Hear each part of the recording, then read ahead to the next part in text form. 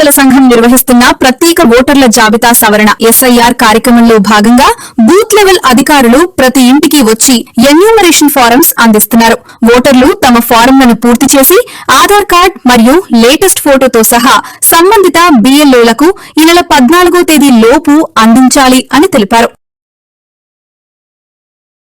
మరి ముఖ్యంగా 53, 54 డివిజన్ ప్రజానికానికి విజ్ఞప్తి. కేంద్ర ఎన్నికల సంఘం వారు నిర్వహిస్తున్నటువంటి సర్ కార్యక్రమం ఈ రోజు ప్రత్యేక సమగ్ర సవరణ ఓటర్ జాబితా కార్యక్రమం 2026 కార్యక్రమం జరుగుతా ఉంది. అందులో భాగంగా ప్రతి ఇంటికి బూత్ లెవెల్ ఆఫీసర్లు వచ్చి ఎన్యూమరేషన్ ఫార్మ్స్ అందించడం జరుగుతా ఉంది. ఎన్యూమరేషన్ ఫార్మ్ అందించిన తర్వాత ప్రతి ఒక్క ఓటు హక్కుదారుడు అందరూ కూడా ఆ ఎన్యూమరేషన్ ఫార్మ్ ని పూర్తి చేసి సంబంధిత బీఓలు అందరికి కూడా తిరిగి పూర్తి చేసి లేటెస్ట్ ఫోటో మరియు ఆధార్ కార్డు వాళ్ళని తిరిగి ఇవ్వాల్సిందిగా కోరుకుంటారు. ఎవరైతే ఎన్యూమరేషన్ ఫార్మ్స్ పూర్తి చేయలేకపోతున్నారో వాళ్ళందరికీ కూడా తెలుగుదేశం పార్టీ బీఎల్ఏలు గానీ మరియు పార్టీ కుటుంబ సభ్యులందరూ కానీ వాళ్ళందరికీ కూడా సహాయ సహకారాలు అందించడం జరుగుతా ఉంది. ఇప్పుడు 54వ డివిజన్ లో కొన్ని శిబిరాలు ఏర్పాటు చేయడం జరిగింది. జనార్దన్ కాలేజ్ సెంటర్ లో మరియు వెంకటేశ్వరం డాన్ బాస్కో స్కూల్ ఏరియా వద్ద పూర్తి చేయలేనటువంటి ఎన్యూమరేషన్ ఫార్మ్స్ ని వాళ్ళందరూ కూడా వచ్చి ఎన్యూమరేషన్ ఫార్మ్స్ అన్నది కూడా పూర్తి చేయించుకొని సంబంధిత బీఎల్ఏలు అందరికి కూడా తిరిగి ఇవ్వాల్సిందిగా కోరుకుంటాను.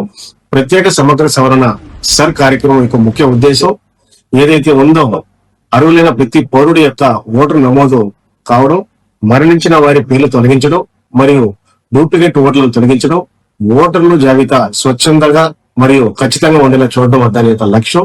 అందుకని ఈ రోజు కేంద్ర ఎన్నికల సంఘం వారు సమగ్ర ప్రత్యేక సవరణ సరైన కార్యక్రమం చెప్పడం జరిగింది.